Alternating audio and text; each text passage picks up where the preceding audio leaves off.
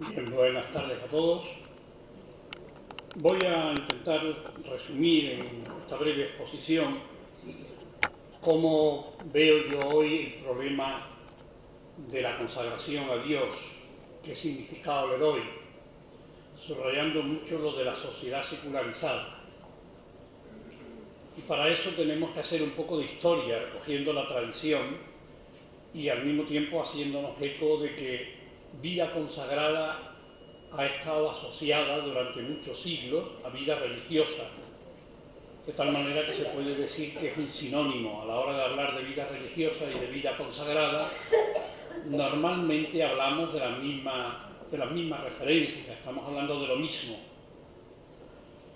Y lo que yo voy a plantear es que la consagración a Dios cobra un significado nuevo que exige también un replanteamiento de la vida religiosa, aunque no se queda en la vida religiosa, y que responde a las nuevas coordenadas de la sociedad en la que estamos viviendo y a los nuevos problemas teológicos con los cuales nos estamos confrontando.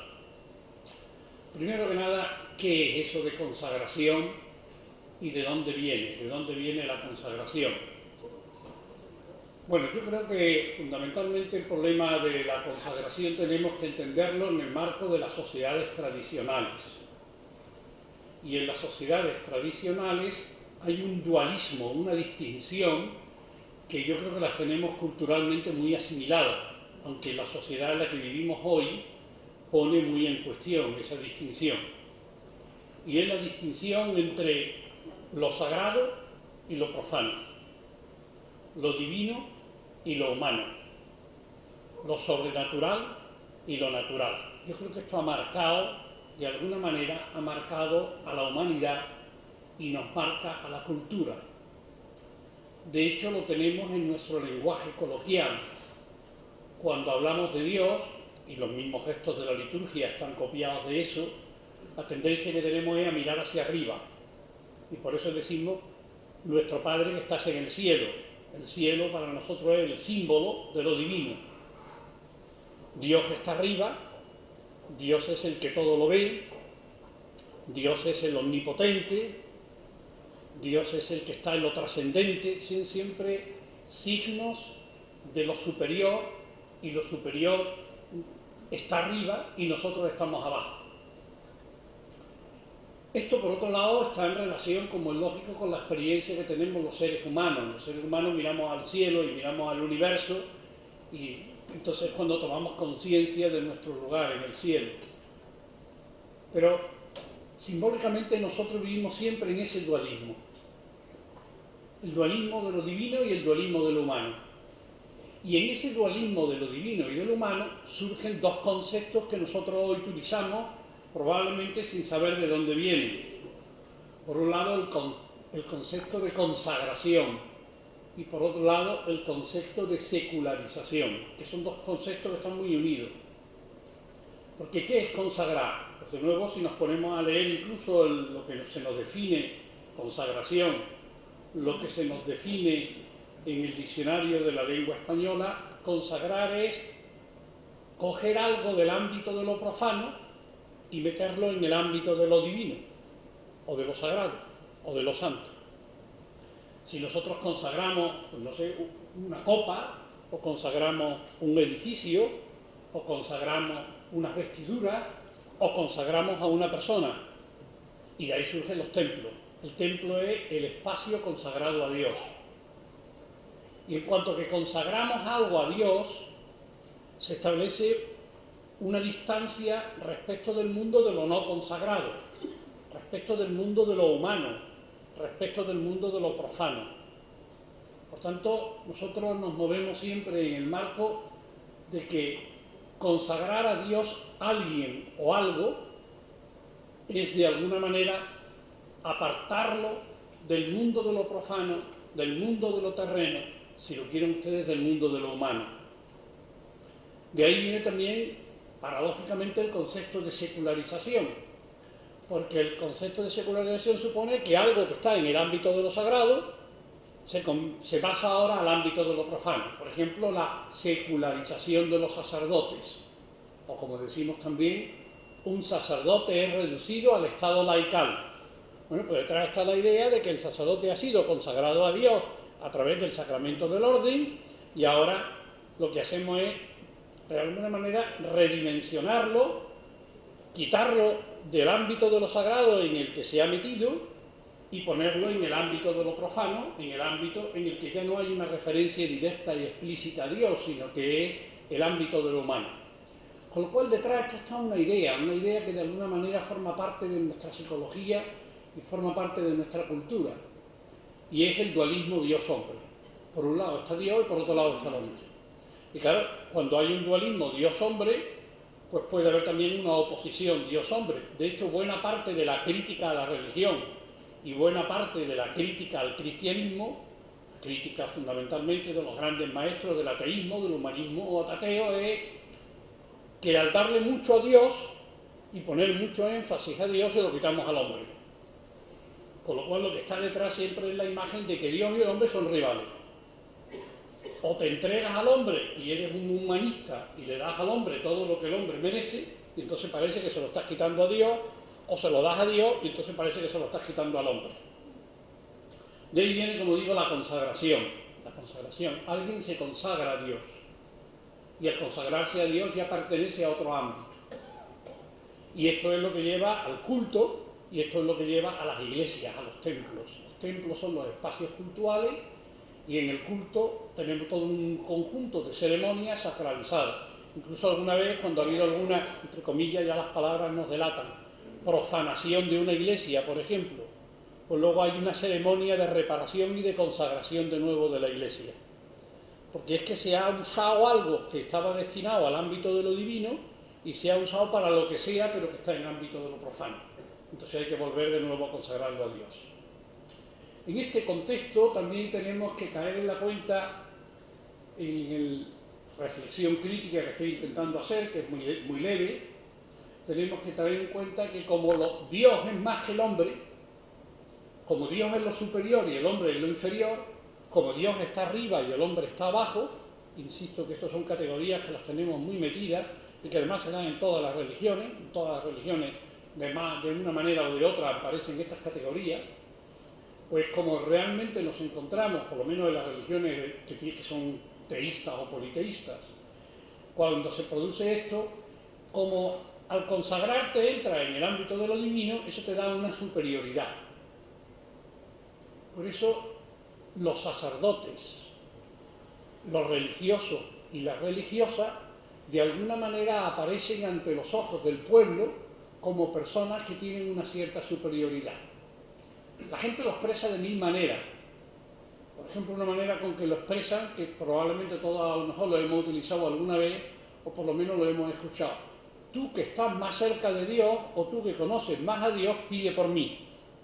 Bueno, ya estamos partiendo de un condicionamiento. Tú que conoces más a Dios, o tú que estás más cerca de Dios. Claro, si tú pones eso en cuestión, de que a lo mejor no es verdad, entonces ya, de alguna manera, lo que te están diciendo te empieza a cojear. Pero dentro de la mentalidad tradicional, sacerdotes, religiosas y religiosos, de alguna manera están confinados en el ámbito de lo sagrado, de ahí incluso la disputa que ha habido, y que de alguna manera sigue habiendo, de que el que se ha consagrado a Dios pues tiene que llevar una señal distintiva para que se vea que se ha consagrado a Dios.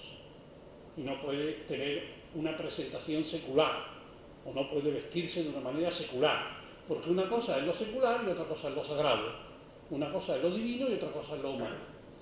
Esto además, históricamente, le ha llevado consigo muchos privilegios a todo aquello que está relacionado con lo divino. Es decir, muchos privilegios a las iglesias, a todas las iglesias, de todas las religiones. Todos aquellos que de alguna manera se vinculan con lo divino, pues la sociedad, estoy hablando de las sociedades tradicionales, no de sociedades secularizadas, que ahora vamos a analizar, la sociedad les concede de alguna manera una serie de potestades, una serie de privilegios, una serie de derechos. Por tanto, tenemos este marco. Y este marco, de alguna manera, es el marco en el cual nosotros tenemos que entroncar cómo surge la vida religiosa. También simplemente algunas referencias. La vida religiosa se considera que surge a partir del año 280. ¿Qué pasó a finales del siglo III, comienzo del siglo IV? ¿Qué pasó del año 280 al año 315? Por poner el año 315, si lo quieren ustedes, el emperador Constantino dictamina que el cristianismo se convierte en una religión oficial dentro del Imperio Romano. Y luego el año 380, el emperador Teodosio, un español, declara al cristianismo religión oficial del Imperio Romano. Pero desde el 280 hasta el 315, finales del siglo III, comienzo del siglo IV, lo primero que tenemos es una crisis global en el Imperio Romano. Una crisis económica, una crisis política, una crisis cultural, una crisis global. El imperio se encuentra en una situación que va a intentar remediarla Constantino, va a intentar reformar el imperio para que el imperio vuelva a tomar nuevos ímpetus.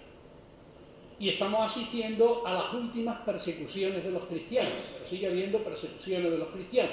El cristianismo es una religión ilícita, y como es una religión ilícita, se puede perseguir a aquellos que pertenecen al culto cristiano, pero el culto cristiano, los años 280, se ha ido extendiendo cada vez más y se ha ido metiendo como una quinta columna en todos los estamentos de la sociedad romana, desde la aristocracia hasta las clases bajas. Entonces el cristianismo empieza a convertirse en un problema político, en un problema cultural, en un problema religioso, por supuesto. Nos encontramos en una situación nueva. Entonces surge una situación en la que la Iglesia, que todavía no está reconocida, es decir, sigue siendo una religión no lícita, se está convirtiendo cada vez más en una religión influyente y con poder dentro de la sociedad romana, porque cada vez hay más gente de las clases altas del imperio que se están convirtiendo al cristianismo. Entonces comienza a darse ahí todo un proceso que va a culminar a partir del año 315, en el que progresivamente el imperio se encuentra con la necesidad de reconocer a la Iglesia y de reconocer al cristianismo. El cristianismo tiende cada vez más a identificarse con el imperio y a verse como la religión del imperio. Entonces, en este contexto, que es un contexto en el que, como digo, a partir del año 315 el cristianismo va a adquirir un nuevo estatus. Por ejemplo, por ponerles un ejemplo a ustedes, la actual Basílica de Roma no es San Pedro del Vaticano. San Pedro del Vaticano se construyó muchos siglos después. La actual Basílica, la Catedral de Roma es la Basílica Lateranense, la Iglesia Lateranense. Y la Iglesia Lateranense fue un regalo del emperador Constantino al obispo de Roma. El Palacio Lateranense y la Iglesia Lateranense. En ese contexto surge el movimiento de vida religiosa. ¿Cuál es el movimiento de vida religiosa? Luego algunas apreciaciones porque conviene tenerlas en cuenta para lo que voy a intentar ahora mostrar de un replanteamiento de la vida consagrada y de un replanteamiento de la vida religiosa. Bueno, pues la vida religiosa surge en un momento en que se está viviendo una transición muy fuerte en el imperio y se está viviendo una transición muy fuerte en la Iglesia. Estamos en una época de cambio. La vida religiosa surge en un momento de cambio histórico. Y en ese momento de cambio histórico hay un movimiento de seglares, de laicos, no de religiosos, no existen los religiosos hasta ahora, y no de sacerdotes, sino de laicos. Y ese movimiento de laicos tiende a volver a la radicalidad del Evangelio, porque ellos empiezan a tomar conciencia de que el cristianismo se está mundanizando, que el cristianismo, en la medida en que va creciendo cada vez más en la sociedad romana y va siendo cada vez más ocupado por las clases altas del imperio, el cristianismo va viviendo un proceso de homologación con la sociedad, y ese proceso de homologación con la sociedad hace que el cristianismo se vaya convirtiendo cada vez más en los valores del imperio y que vaya perdiendo muchas de sus bases evangélicas. Entonces hay un movimiento que lo que busca es devolver al cristianismo la radicalidad del evangelio, devolver al cristianismo su carácter de que desciende de una persona que fue un profeta, que fue para los cristianos el Mesías, y que además fue un profeta y un Mesías que acabó asesinado por la sociedad y que acabó asesinado por la religión a la que él pertenecía, que era el judaísmo. Ese movimiento radical está condicionado lógicamente por la época. Ellos tenían la idea de que había que luchar contra el mal, pero el mal no solamente estaba en la sociedad, el mal estaba en los desiertos, en las tumbas, en los sitios solitarios. Entonces comienza el proceso que va a llevar al monacato. El monacato va a surgir ahí, y el monacato es el abuelo o los abuelos de la vida religiosa. Comienzan a crearse monasterios y comienzan a crearse eremitas, individuos solitarios, que se dedican al ayuno, a la penitencia, a las mortificaciones, a la oración y a intentar vivir con radicalidad la vida religiosa. El año 280, Antonio, que se considera el padre de los monjes, del cual tenemos una serie de escritos, oye en una iglesia, de nuevo las palabras esas de Mateo: si quieres ser perfecto, deja lo que tienes, véndelo a los pobres, entrégalo a los pobres y tú ven y sígueme. Entonces deja todo lo que tiene, pues un Francisco de Asís antes de tiempo, deja todo lo que tiene y se va al desierto. Y comienza la vida monacal, vida eremítica, sus dos vertientes. Entonces, eso está condicionado por la cultura. Está condicionado por la cultura porque, como digo, el sitio donde hay que enfrentarse con el mal es la sociedad. Pero el origen del mal hay que buscarlo en los desiertos y en las tumbas. Luego hay que irse a los desiertos y a las tumbas para luchar contra el demonio, para luchar contra el espíritu del mal, para luchar contra aquello que se opone de alguna manera a los valores evangélicos.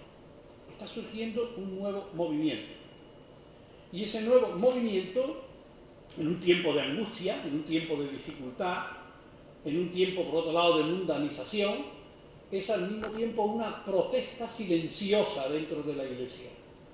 Se protesta contra el lujo y contra la mundanización que empieza a notarse en el mundo de los sacerdotes, en el mundo de los obispos y en el mundo en general de los cristianos adinerados, que cada vez son más dentro de las clases, como digo, pudientes del imperio.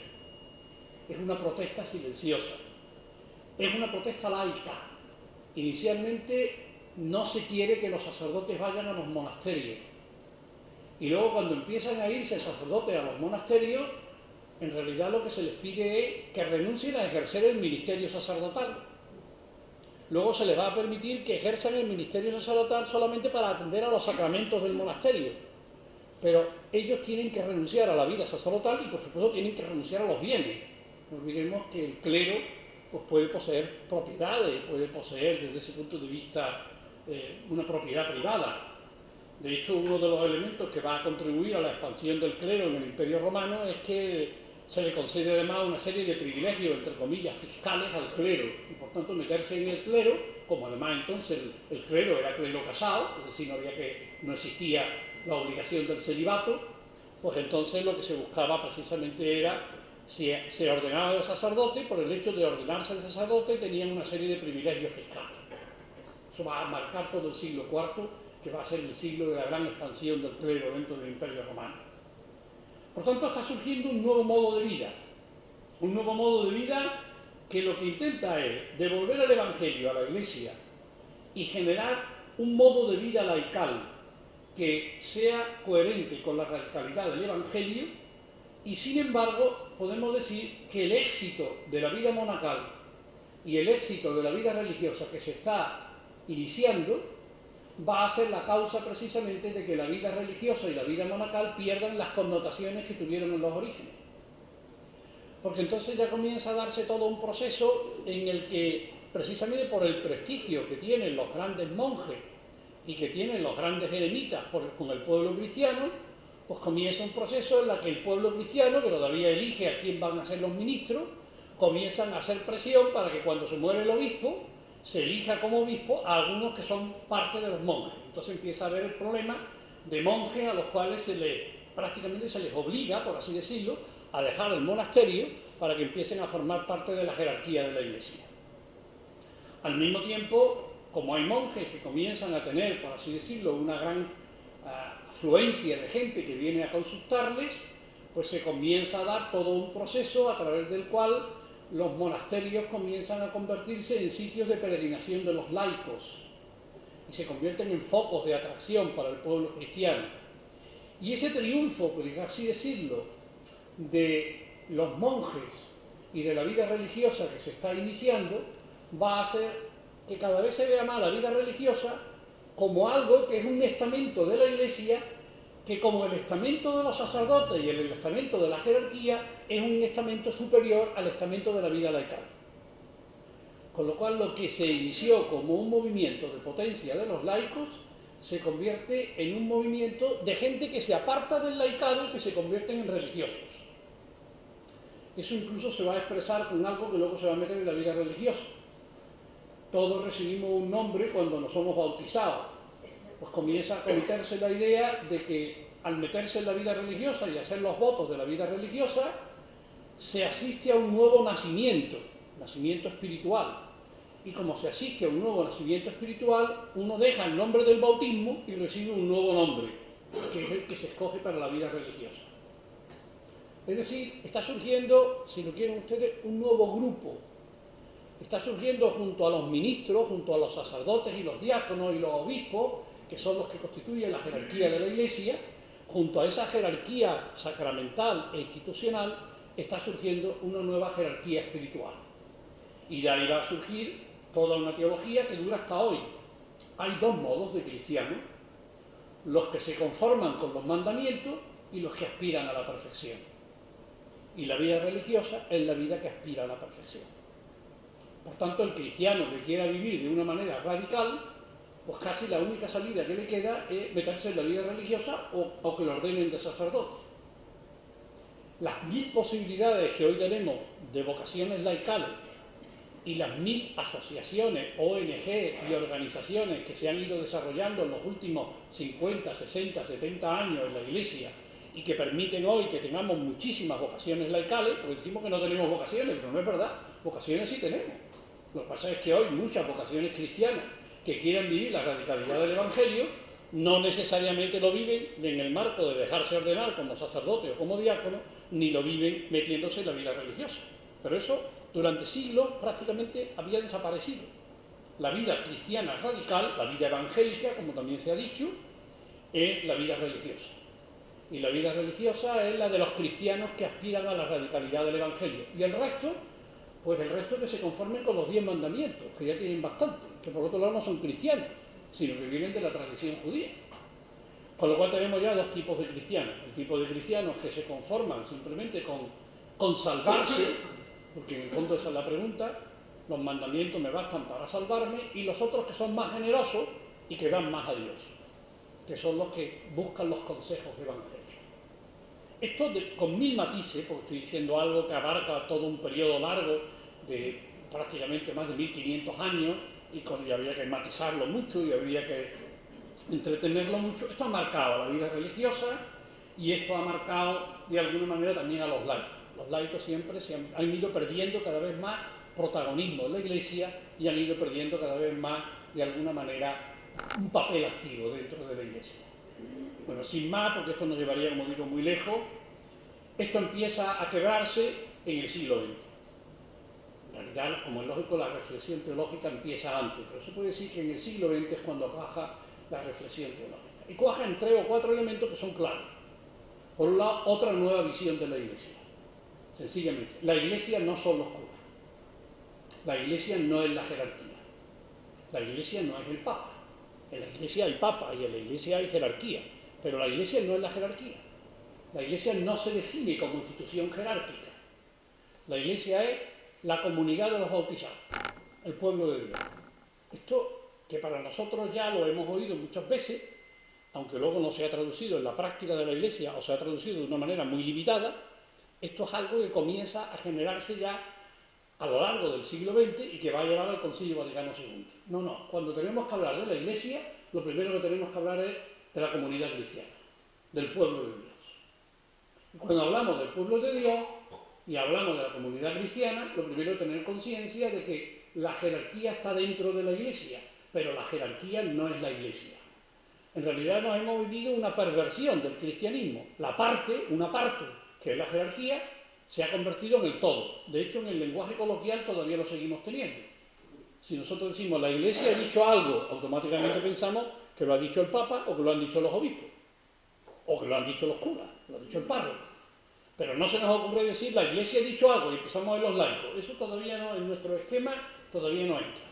Y no entra en cierto modo porque una cosa es la teología que se ha desarrollado en el Vaticano II y otra cosa muy distinta es la Iglesia real en la que seguimos viviendo, que fundamentalmente sigue teniendo muchos de los elementos anteriores al Concilio Vaticano II. Es decir, tenemos ahora un dualismo, que es una cosa, que es lo que dice la teología y los textos que han sido consagrados en el Concilio Vaticano II, y otra cosa es que la iglesia que seguimos teniendo es una iglesia que en muchas cosas, en otras no, pero en muchas cosas su estructura es estructura del pre-Vaticano II, de antes del Vaticano II, y eso no ha cambiado.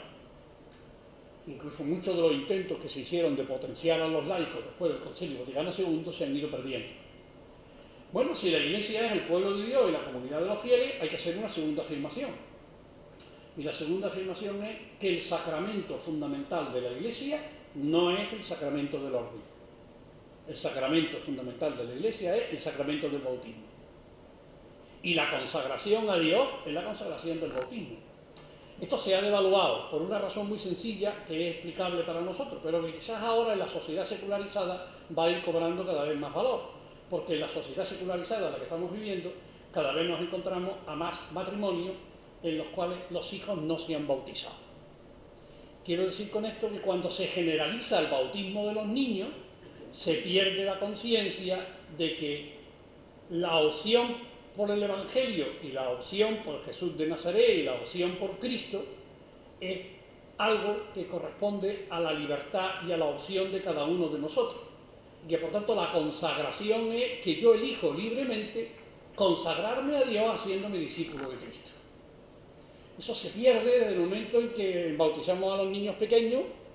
Esperamos, ojalá que sea así, que la familia sea realmente una familia cristiana y que no los bautice simplemente por tradición o por costumbre, y que eduque a los hijos con los valores cristianos. Pero de alguna manera se puede decir que la opción del niño o la niña que ha sido bautizado cuando no podía evidentemente tomar ninguna decisión, la retrasamos por lo menos hasta la época de la confirmación. A ver si en la confirmación hay gente que da un paso adelante y dice: yo confirmo mi bautismo, y confirmo mi bautismo comprometiéndome con el bautismo que me dieron cuando yo no podía comprometerme, pero que ahora yo lo asumo y que ahora yo me comprometo con él.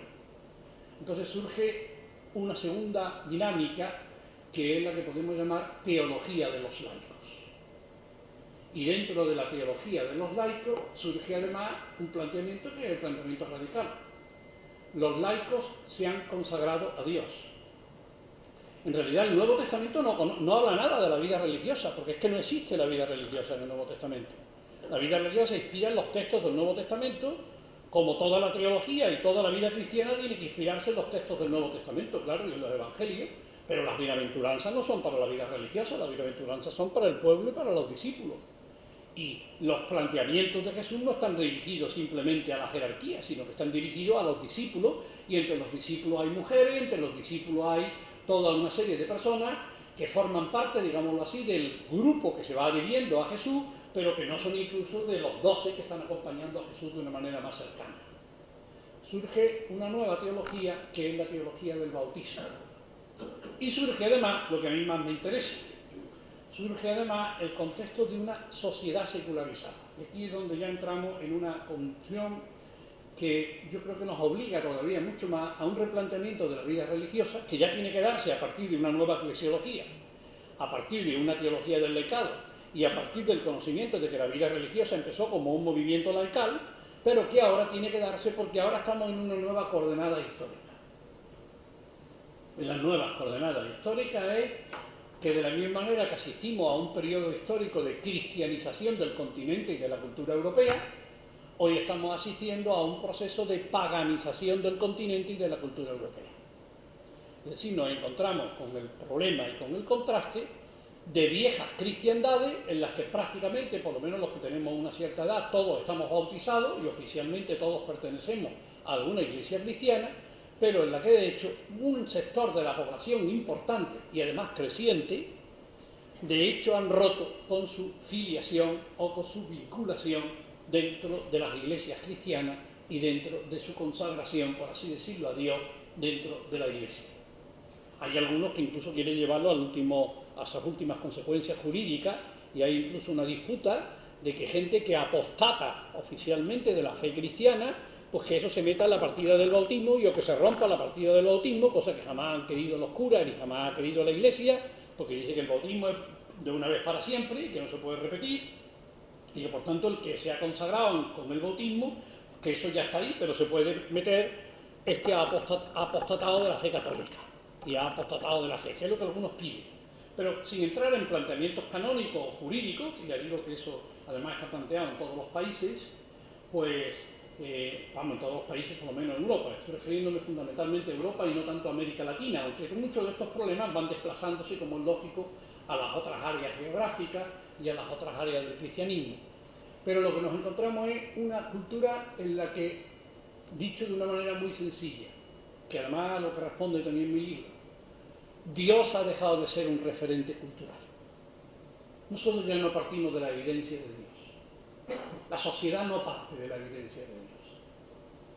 Dicho con palabras de un gran filósofo que murió el año 1900, Nietzsche. Dios ha muerto, dice Nietzsche. Y las iglesias son los sepulcros de Dios. Fíjense ustedes, tiene mucha densidad esto. Dios ha muerto y las tumbas de Dios son las iglesias que siguen conservando de alguna manera la imagen de Dios y que siguen conservando un recinto sagrado consagrado a Dios y que de alguna manera se apartan de la sociedad en ese recinto sagrado. Hoy nos encontramos con una situación en la que Dios ha dejado de ser un referente para nosotros. Claro que siempre la pregunta. Cuando hablamos de Dios, ¿qué referente tenemos? ¿A qué nos referimos? ¿Qué experiencia tenemos nosotros que nos fundamente el poder hablar de Dios? ¿No será que la palabra Dios es una palabra de la retórica de la cultura europea, pero que carece de contenido? Entonces, por un lado, se produce una pérdida del sentido que ha dado Dios a la cultura y que ha dado Dios a la vida de la gente. Porque la persona creyente, no solamente católica, sino la persona creyente dentro de una religión y dentro de una concepción en la que se afirma la existencia de Dios, no es simplemente la afirmación de la existencia de Dios, sino que de la existencia de Dios surge toda una manera de entender la vida, toda una serie de obligaciones, una manera de comprender la identidad humana, unos valores desde los cuales nosotros vamos desarrollando un proyecto en la vida. Es decir, la religión nos ofrece, yo diría, la palabra quizá no le gusta a ustedes porque filosófica, una hermenéutica de la vida, una interpretación de la vida. Toda religión ofrece una interpretación de la vida. Y al ofrecer una interpretación de la vida, de lo que es importante y de lo que es secundario, de lo que es bueno y de lo que es malo, pues toda religión nos está ofreciendo una manera de vivir, una manera de canalizar nuestra existencia.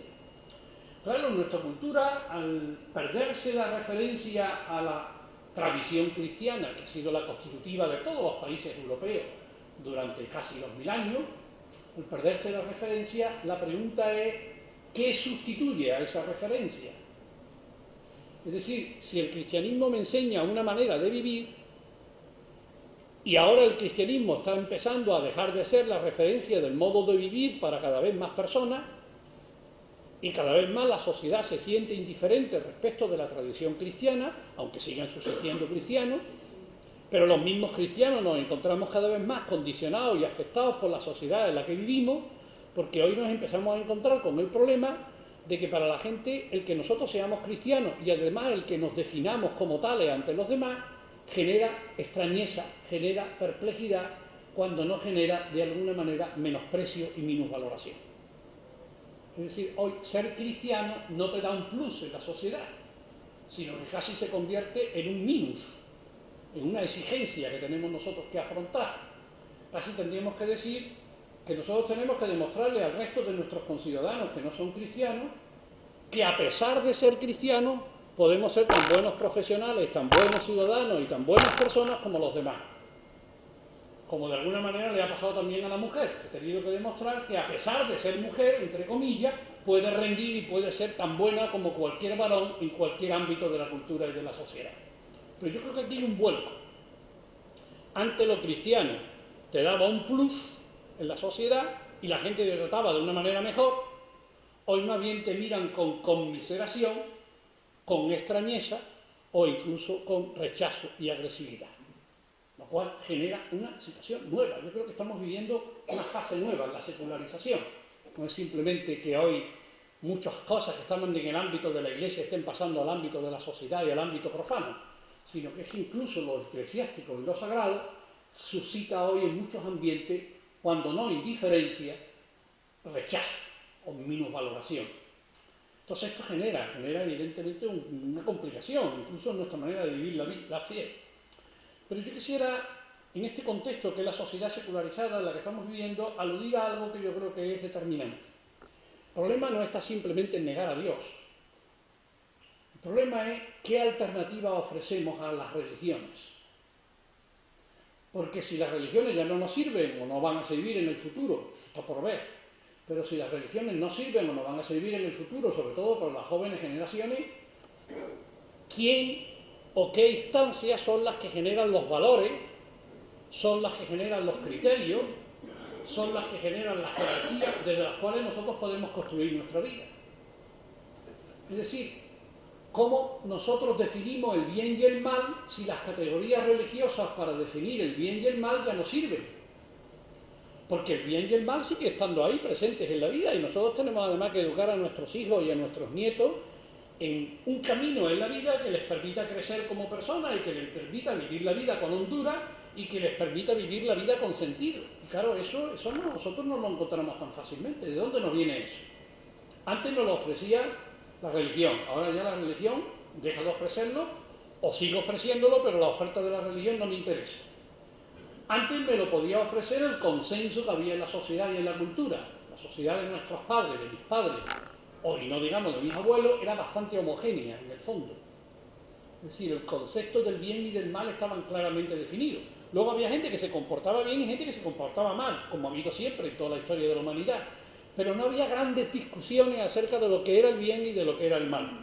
Pues todo el mundo estaba de acuerdo en que robar era malo y que, sin embargo, pues ser bueno con los demás y ser generoso con los demás era algo encomiable, se tuviera religión o no se tuviera religión. Había una homogeneidad de valores y los mismos valores se enseñaban en la familia, que se enseñaban en la escuela, que de alguna manera inspiraban a la sociedad, inspiraban a los medios de comunicación social. Hoy no, hoy nos encontramos con una crisis de valores en nuestra sociedad. Yo creo que en el fondo uno de los problemas que ha pasado es eso. Antes la ética era ética religiosa, ahora nos hemos quedado sin ética religiosa, pero el problema no es que nos hayamos quedado sin ética religiosa, sino que tenemos el peligro de quedarnos sin ética. Entonces hay que preguntarse ¿de dónde buscamos la ética? Porque ya no hay un consenso en la sociedad, hay una pluralidad. Lo que para ti es malo, para mí es bueno. Lo que para ti es pecado, para mí a lo mejor es una alabanza. Tú a lo mejor dices, yo qué sé, que el aborto es malo y para mí el aborto es un derecho por el que yo tengo que luchar. Y tú me dices a lo mejor que tal comportamiento es malo y para mí es que es el comportamiento que hay que tener. Vivimos en una sociedad muy compleja y muy plural, con una enorme heterogeneidad que genera en nosotros una falta de referencias y que genera en todos nosotros dudas, sobre todo en la familia, cuando tenemos que educar a los hijos y a los nietos, y a los que nos dedicamos a la enseñanza, cuando de alguna manera decimos, bueno, ¿qué le vamos a transmitir a las generaciones que vienen detrás? Porque está claro que ellos van a vivir en una sociedad que va a ser distinta de la que yo estoy viviendo y que va a radicalizar muchos de los problemas que yo estoy teniendo. Esto genera una situación de anomia en la sociedad, de falta de orden, falta de normatividad, falta de lo que llamamos crisis de valores también, y esto genera al mismo tiempo una sensación también de desconcierto dentro del mismo cristianismo y dentro de la misma iglesia. Porque dentro de la misma iglesia se ha metido el pluralismo de la sociedad. Hoy ya no se puede hablar de una iglesia católica homogénea. La iglesia o los cristianos o los católicos piensan, bueno, ¿qué católicos? ¿Qué católicos? Que evidentemente no es lo mismo que tú escojas a un grupo como referencia que escojas a otros. No es lo mismo, pues yo qué sé, no es lo mismo estar por ejemplo, en la Compañía de Jesús, tener como referencia a la Compañía de Jesús, que tener referencia a los neocatecumenales, por poner un ejemplo, con todo el respeto para la Compañía de Jesús y con todo el respeto para los neocatecumenales, pero dentro del cosmos católico en el que todos viven, las opciones que se viven y los valores que se ponen en primer plano y los planteamientos que se ejercen son muy diferentes. Y no es lo mismo pues tener a Óscar Romero como referencia o tener como referencia pues al fundador de los Legionarios de Cristo. No es lo mismo. Aunque pertenezcan al cosmos católico, el pluralismo social se ha metido dentro de la misma iglesia. Con lo cual nos encontramos también por la misma pregunta. Bueno, tú te hablas de Dios y yo hablo de Dios, los dos hablamos de Dios, pero cuando hablamos de Dios, hablamos con consecuencia y con contenidos que son a veces incluso contradictorios. Entonces allí es donde nos encontramos con una situación nueva. Entonces, ¿qué respuesta dar a esta situación? Bueno, el tema de Dios ya no podemos aludirlo en el sentido de que para muchos de nuestros conciudadanos, como digo, Dios no existe. Y como no tenemos referencia empírica de la cual podemos decir, ahí está Dios, pues entonces nos encontramos siempre como una perplejidad a la hora de hablar de Dios. En realidad hablamos de alguien del que nosotros no podemos tener una experiencia empírica que podamos mostrar a los otros y que pueda ser demostrable a los otros. Pero yo digo siempre que los cristianos tenemos un segundo elemento que muchas veces hemos olvidado. Y es que nosotros no creemos en Dios en abstracto. Nosotros creemos en el Dios de Jesús, que no es lo mismo. Es decir, la fe cristiana, primero que nada, es fe en Jesús, no fe en Dios. Nosotros en realidad lo que hacemos es darle un vuelco al planteamiento cristiano. No es que yo creo en Dios, y ya tengo mi imagen de Dios, y ahora porque yo creo en Dios, yo ahora me comprometo con Jesús. Con lo cual, lo que hago fácilmente es que como yo tengo una imagen de Dios, lo que hago es ajustar a Jesús a la imagen de Dios que yo ya tengo, que es la que corresponde a mi grupo, que es la que corresponde a mi familia, que es la que corresponde a mis propias imágenes. No, aquí lo que me encuentro es, y allí sí ya podemos entrar en una discusión, con un personaje histórico, Jesús fue un personaje histórico, del que tenemos una serie de relatos, evidentemente no son suyos, no los ha escrito él, pero bueno, Platón tampoco dejó ningún relato escrito, Sócrates no dejó ningún relato escrito, lo que tenemos son los diálogos de Platón, que son los que nos hablan de Sócrates, y Sócrates para nosotros los filósofos es el Cristo de la filosofía. Y por poner otro ejemplo, Buda no dejó ningún escrito, sino que lo que tenemos son los escritos que han escrito los discípulos de Buda. Bueno, pues nosotros no tenemos ningún escrito de Jesús, entre otras cosas porque muy probablemente no sabía escribir, porque entonces solamente sabía escribir gente que pertenecían a las clases ricas. Pero sí tenemos escritos de gente que nos relata cosas acerca de Jesús de Nazaret. Nosotros sí tenemos un perfil de Jesús de Nazaret, con todas las complicaciones que tienen los evangelios. Y ahí, yo creo que ahí es donde está la cuestión. Ahí es donde Jesús nos plantea un proyecto de vida. Jesús nos plantea un proyecto de vida. El proyecto de Jesús. Un proyecto de vida. En donde Jesús nos plantea que hay unos valores humanos que son los valores determinantes de la vida. Valores humanos. Jesús no nos ha dejado ningún mandamiento. Esto a veces lo dejamos en segundo plano. Tenemos los mandamientos de Dios, que son los 10 mandamientos que vienen de la tradición judía, y luego nos encontramos los mandamientos de la Iglesia, que si no me he inventado son 5, son los mandamientos de la Iglesia. Pero Jesús no nos dejó ningún mandamiento, o nos dejó uno que los abarca todos. Ama a tu prójimo como a ti mismo. Ama a los demás. Si queremos, es lo único que Jesús nos ha dejado, pero eso no se ha concretado luego en mandamientos concretos. Entonces, ¿qué nos ha dejado Jesús? Un camino en la vida. Un camino en la vida. Un camino en la vida que lo encontramos en la bienaventuranza, un camino en la vida que lo encontramos cuando Jesús atiende a los enfermos, un camino en la vida que lo encontramos cuando Jesús se enfrenta con las personas que están pasándolo mal, un camino en la vida que lo encontramos cuando Jesús critica a la religión, un camino en la vida en la que Jesús va planteándonos unos valores. Y nos va planteando unos valores desde los cuales surge una imagen de Dios. Jesús cree en la religión judía, porque él pertenece a la religión judía. Pero Jesús no se queda en la religión judía.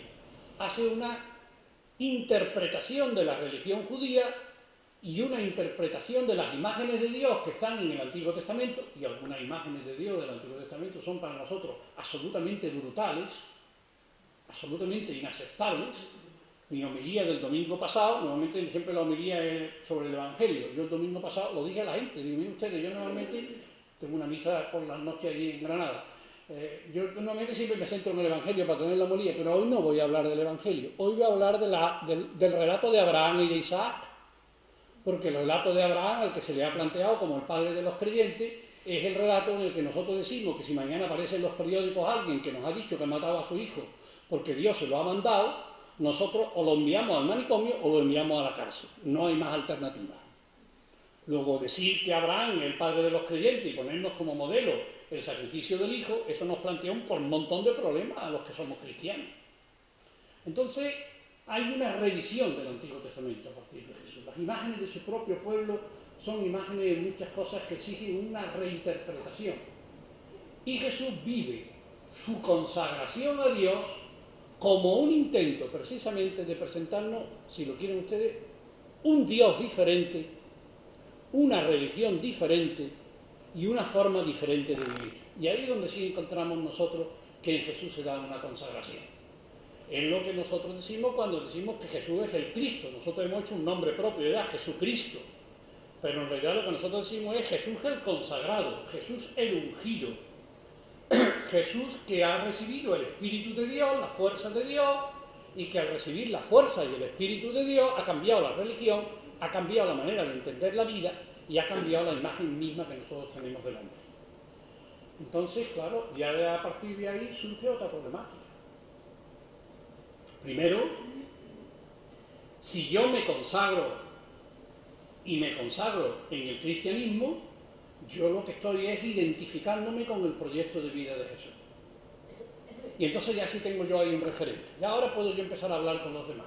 Vamos, ¿cuál es tu referente en la vida? Pues mira, mi referente en la vida no es, en última instancia, no es ni Platón, ni es Marx, ni es Nietzsche, ni es Messi, ni es cualquiera de los grandes personajes de la actualidad. Ninguno de esos son mis referentes en la vida, aunque yo pueda apreciarlos más o apreciarlos menos. Mi referente en la vida es una persona que me enseñó cómo vivir, cómo ser persona. Y esa persona que me enseñó cómo vivir y cómo ser persona, yo la encuentro en los relatos acerca de Jesús que me hablan de los inicios del cristianismo y que me hablan del nacimiento de una nueva religión que se llamó cristianismo precisamente porque venía de Jesús el ungido, de Jesús el Cristo, de Jesús el consagrado. Luego mi consagración tiene que actualizarse desde esa perspectiva, tiene que actualizarse viviendo un perfil de vida que sea de alguna manera inspirado y motivado en el perfil de vida y en el proyecto de vida que Jesús de Nazaret nos ha dejado. Luego lo que tengo que empezar a analizarme es cuando yo me encuentro con las circunstancias de la vida, cuando yo me encuentro con los problemas profesionales, cuando yo me encuentro con las circunstancias familiares, cuando yo me encuentro con las distintas instancias culturales, cuando yo me encuentro con las distancias políticas, ahora que vamos a tener un año de mucha política, porque vamos a tener un año de muchas elecciones en las que se nos llama a los ciudadanos a decidir, el perfil de Jesús, el proyecto de Jesús, la personalidad de Jesús, el modo de vida de Jesús de Nazaret, es para mí determinante, es para mí inspirador, es para mí motivador, es para mí un criterio, es decir, intento yo establecer una convergencia entre mi manera de vivir en la sociedad en la que estoy viviendo y con los problemas con los que estoy encontrándome, que tienen en común a una serie de cosas con los problemas de Jesús, porque los problemas del ser humano siempre tienen en común a lo largo de toda la historia, pero que son evidentemente de una sociedad y de una cultura muy distintas, porque nuestra sociedad y nuestra cultura no es la de Jesús. Pero ¿puedo yo realmente decir que yo intento inspirarme en la vida de Jesús? Porque si intento inspirarme en la vida de Jesús, entonces puedo decir que soy cristiano. Y entonces puedo decir que mi consagración es una consagración que realmente se traduce luego en unos comportamientos, y se traduce en unas opciones, y se traduce en unos valores. Y si eso no se da, evidentemente, por mucho que yo haya recibido el bautismo, o por mucho que yo haya vivido la vida religiosa, evidentemente yo no soy cristiano. Y no soy cristiano porque los contenidos de mi vida no son contenidos homologables con los contenidos de la vida de Jesús.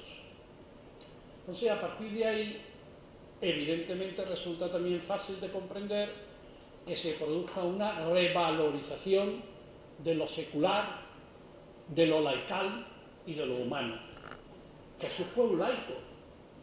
Jesús no pertenecía a la vida religiosa y Jesús no era ninguno de los ascetas como Juan el Bautista que venía del desierto, sino que Jesús vivió en medio de la vida y vivió enfrentándose con los problemas con los cuales se encontraban confrontados los ciudadanos judíos. Por eso los discursos de Jesús y las expresiones de Jesús están marcadas por lo que se está encontrando en una sociedad agrícola mediterránea de hace 2000 años, muy parecida a lo que se hubiera encontrado si hubiera nacido en Andalucía y se hubiera desarrollado en Andalucía, porque todo el Mediterráneo pues, tenía una forma de vivir bastante homologable. Entonces, lo primero que tenemos que preguntarnos es qué contenido le doy yo a mi consagración.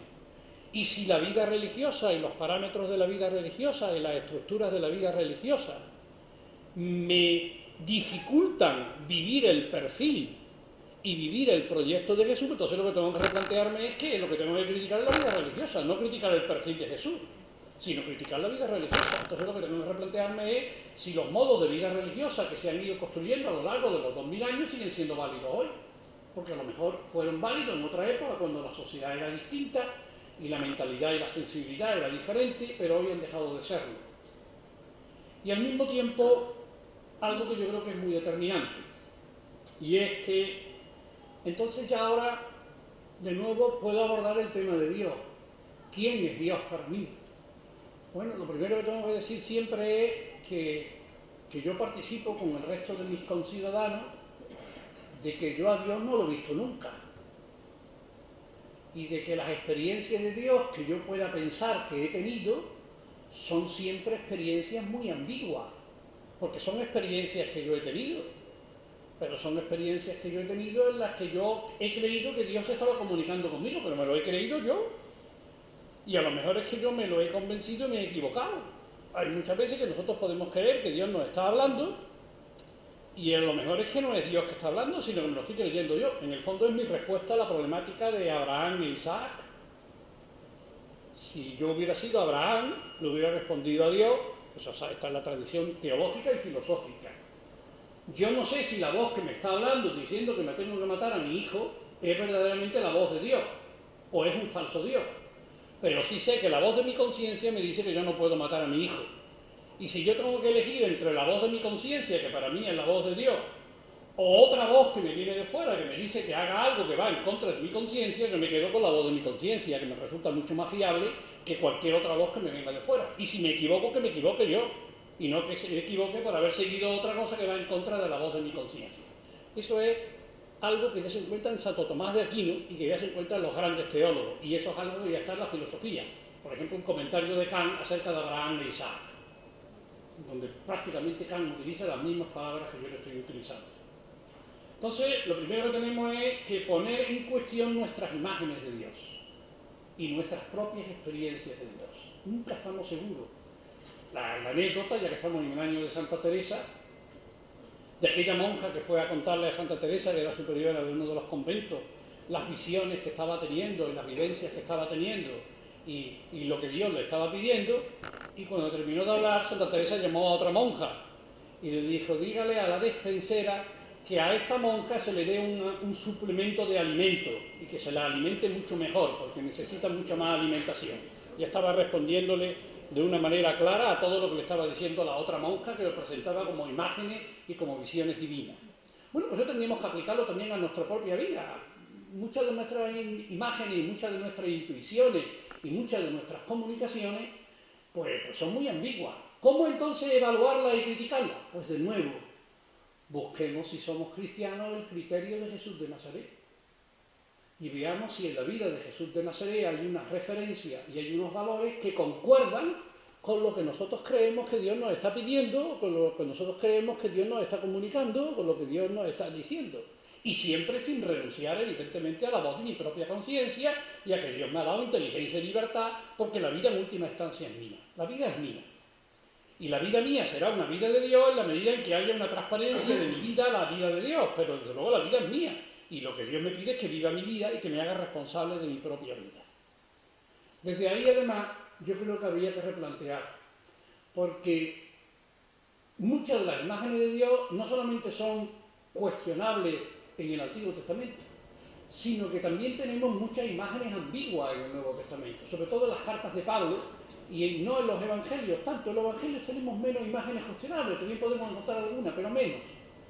Pero en las reflexiones teológicas que luego hicieron Pablo, que hizo la carta a los hebreos, que hicieron las cartas de Pedro, que hicieron las cartas pastorales, es decir, otros cristianos que reflexionando sobre la vida de Jesús nos daban su propia versión. Bueno, pues hay también imágenes de Dios que a nosotros hoy nos exigen una revisión, pero con un elemento que yo creo que es fundamental.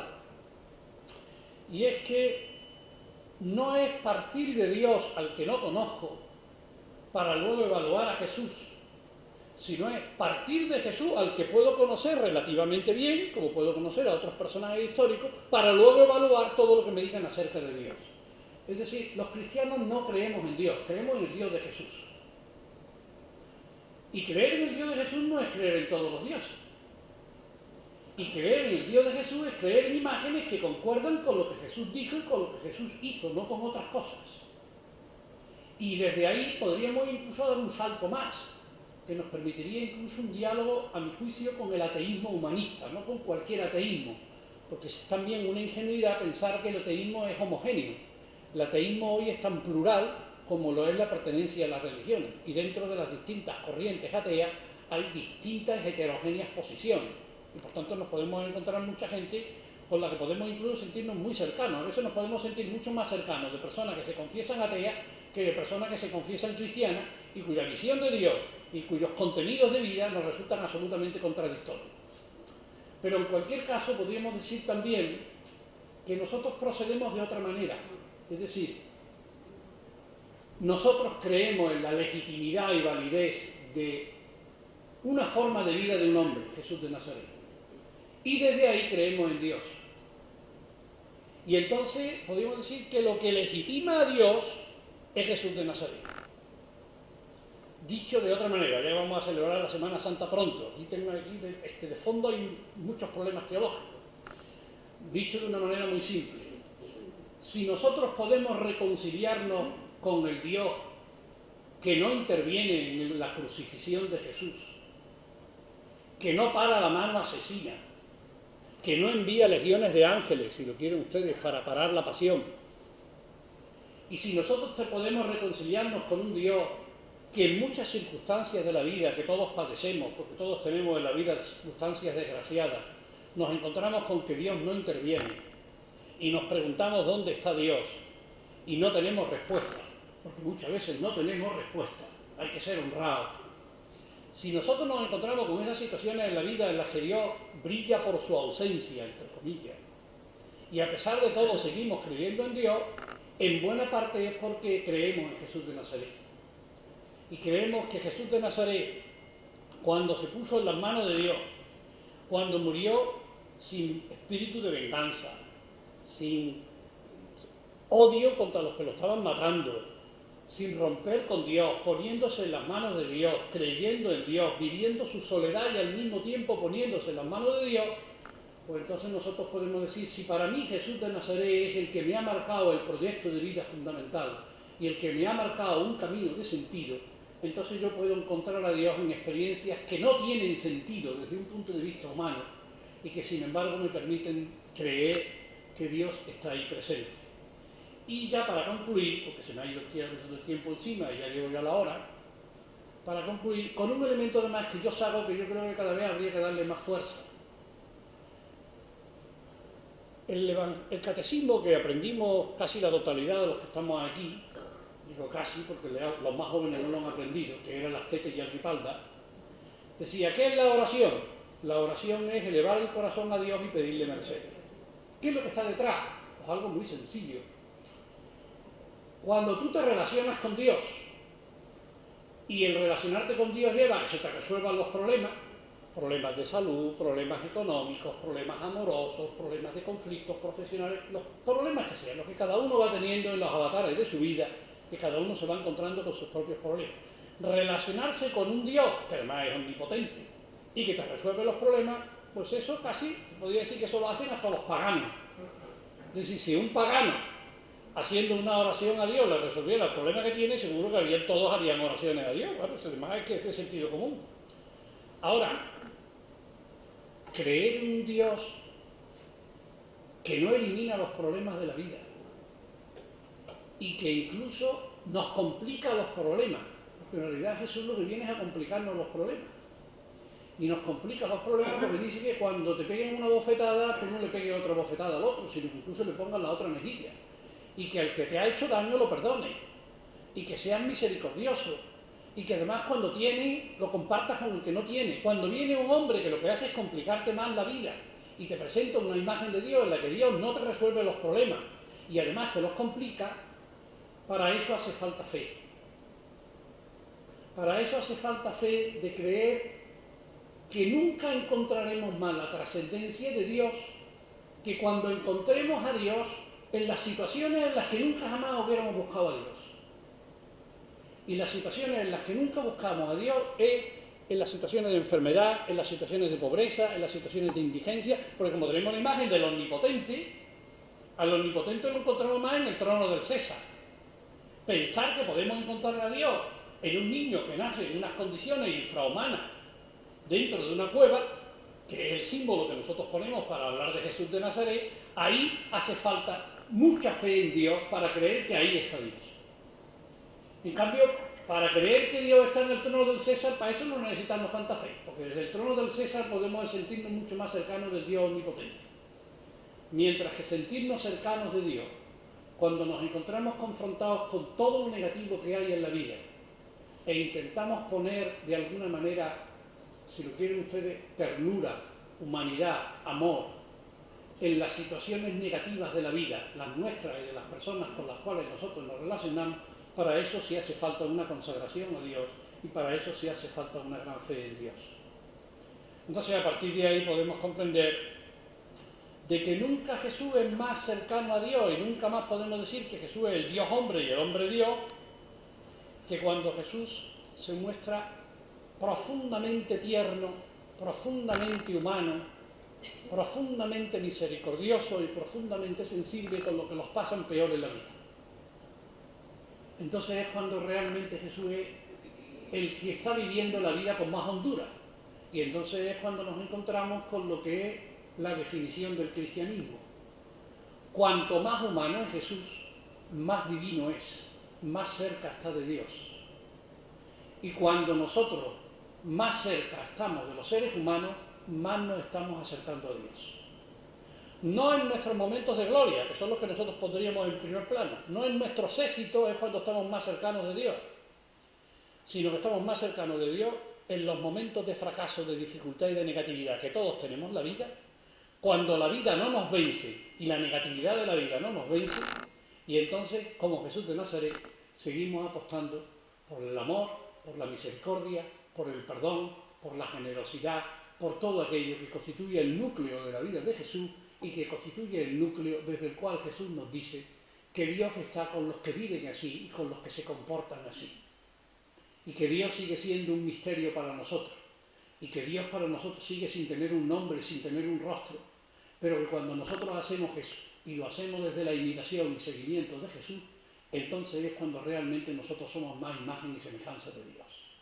Y entonces es cuando se está produciendo lo que constituye, a mi juicio, el núcleo de lo distintivo del cristianismo respecto de otras tradiciones religiosas, que no son ni los mandamientos, el decálogo de los mandamientos de la tradición judía, ni los mandamientos de la Iglesia, sino que son sencillamente la afirmación de que cuanto más humano eres con los demás, más divino eres.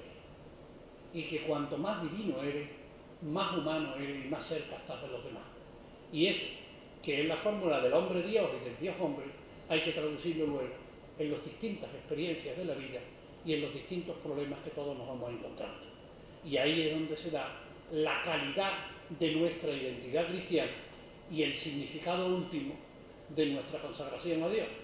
Y desde esa manera de entender la consagración a Dios y de entender la consagración cristiana, en definitiva, desde esa manera de entender la vida y la muerte, y por tanto de entender lo que es el bautismo, podemos comprender que en esta sociedad secularizada en la que estamos viviendo, quizás podemos recuperar muchos contenidos de la vida consagrada y muchos contenidos de la consagración a Dios que o se habían perdido o por lo menos habían ido pasando al segundo plano en otras etapas históricas y que habían quedado desplazadas por toda una serie de tradiciones, por toda una serie de costumbres, por toda una serie incluso de mandamientos eclesiales que no ponían esto como lo que está en primer plano, mientras que esto es lo que tiene que ser para nosotros el primer plano.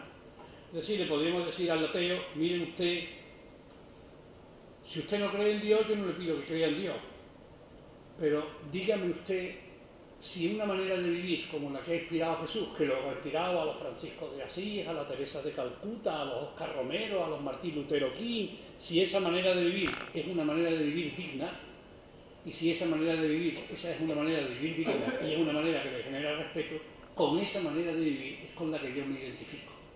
Desde ahí es de donde yo me planteo que ser cristiano, y desde ahí es donde yo me planteo lo que es Dios, quién es Dios y qué es lo que Dios está esperando de mí. Entonces ya se cobra una concreción y si lo quieren ustedes, se le da un contenido a la fe en Dios que permite, desde ese punto de vista, presentarse ante los demás, no con una fe vacía, porque no sabemos lo que es Dios, porque ya ahora sí le hemos dado un contenido a Dios y a la palabra de Dios, y se la hemos dado a la palabra consagración, precisamente desde la convergencia entre una vida, que sigue siendo para mí el modelo y el referente, y mi propia vida, que desde la imitación y seguimiento de aquel que yo he asumido como el maestro en la vida, me permite llamar a Dios Padre y llamar a los demás hermanos. Y ojalá que eso se vaya traduciendo luego en la concreción de mi vida, de manera que vaya aumentando con los años y que vaya siendo cada vez más el eje vertebral sobre el cual yo voy construyendo mi propio proyecto de vida y yo voy perfilando mi propio perfil de la existencia. Como son los menos cuartos, para que tengan ustedes oportunidad también de hacer sus preguntas, sus comentarios, sus críticas, pues acabo aquí y ahora se abre espacio para un debate, para que ustedes hagan sus propios interrogantes y sus propias preguntas. Muchas gracias.